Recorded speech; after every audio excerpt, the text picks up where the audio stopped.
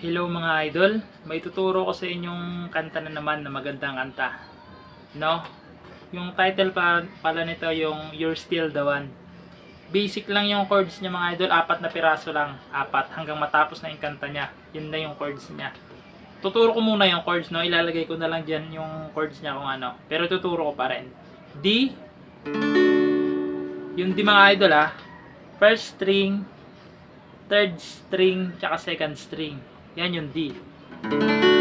Tapos yung G, first string, second string, fifth string, tsaka sixth string. Yan yung G. Para sa beginner, alam nila, no? Tapos, tong E minor, fifth, tsaka fourth, no? Fifth, tsaka fourth, ipitin nyo lang yan. Fourth string, tsaka fifth string, ipitin nyo lang. Tapos yung A naman, A, kasi A na yung chords ito. Itong second, third, tsaka fourth, ipitin nyo lang yan. Yan yung A.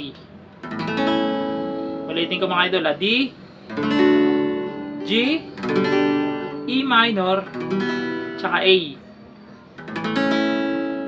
Tapos ito mga idol, yung strum nya, yung ganito siya. Down. Pwedeng ganito, down, down, up, down, down. Pwedeng ganon. Pwede yung down, down, up, down, down. Pwede yon. Nasa inyo na lang, lalagyan nyo na lang ng kung anong naisip nyong strum, kung babagay lang dun sa pagtugtog, okay naman yun, no? So, ito mga idol, yung D, G, E minor, tsaka A, 3 beses nyo siyang uulitin, 3 beses nyo siyang uulitin. Pagdating dun sa pang-4, ganito na siya yung mangyayari sa kanya. Kasi 3 beses nyo lang naman gagawin yun, ulitin nyo lang ng 3 beses. Pag pang-4 na, ganito na siya. Dito mag-iiba. D, tapos A na. A agad. Kasi doon yun papasok sa may, doon yung papasok sa may, and then I just look how it's holding on. A na kaagad. 2 beses lang yan. Together, still in going through. Doon siya papasok. Tapos, babalik na kayo sa normal, yung D. You're still the one I run to. I want that I belong to. You're still the one I run for love.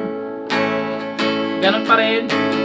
You're still the one that I love. The only one I need. Hanggang sa matapos na yung kanta niya mga idol, no? Ganon lang. Yung D, G, E minor, tsaka A, 3 beses nyo siyang gagawin. Pagtapos pang 3, yung pang-4 nyo na, ito na lang.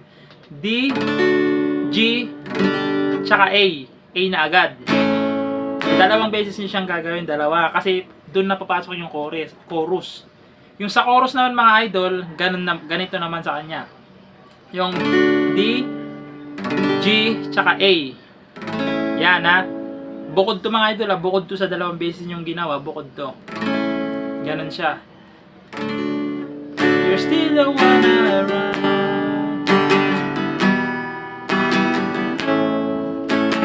You're still the one I kiss. Dito na siya papasok yung A. Sana naintindihan nyo idol, parang nagugulan ako sa tinuturo ko Sa mga idol na yung D, G, E minor, A, 3 beses nyo siyang gagawin. 3 beses. Tapos yung D, G, tapos A agad. A, 2 beses nyo siya gagawin. Tapos magko-chorus kayo. Diba yung unang chorus mga idol, ganito yung unang chorus. D, G, E minor, tsaka A. Yung unang pasada ng chorus. Yung pangalawang pasada ng chorus, doon na yung D, G, tsaka A agad. No? Ulitin ko yung unang pasok ng chorus, D, G, E minor, tsaka A. Sa pangalawang pasok na, D, G, A agad. Na mga idol, sana naintindihan nyo yung turo natin. Napaka-basic lang nito mga idol, no? Sana naintindihan nyo, and God bless. Maraming salamat.